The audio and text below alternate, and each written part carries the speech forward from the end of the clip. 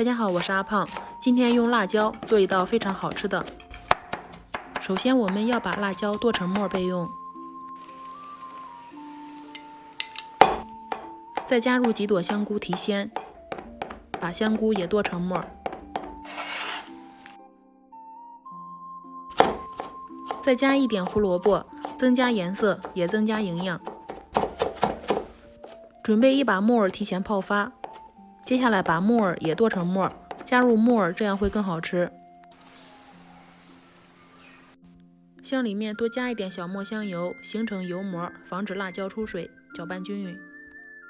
面粉400克，加入4克食用盐，搅匀之后把面粉一分为二，其中一份用130毫升开水烫面，另一半用100毫升的凉水和面，全部搅成大絮状，揉成光滑面团。揉好之后盖上盖子，放在那里醒上5分钟。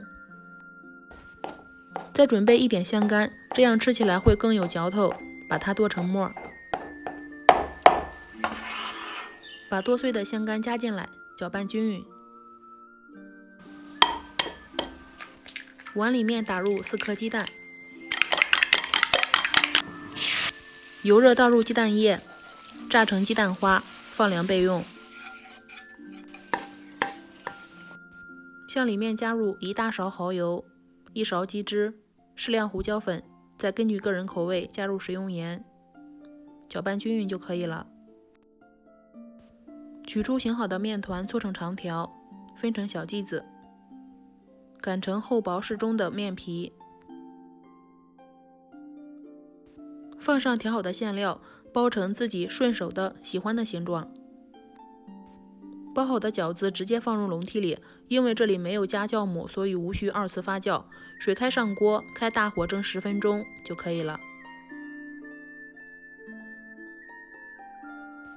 用辣椒做的蒸饺，它的口感有一点微微辣，非常好吃。而且面皮是用开水烫的面，这样吃起来会更柔软一些。做法非常简单，喜欢的话可以先收藏起来，有时间做给家人吃哦。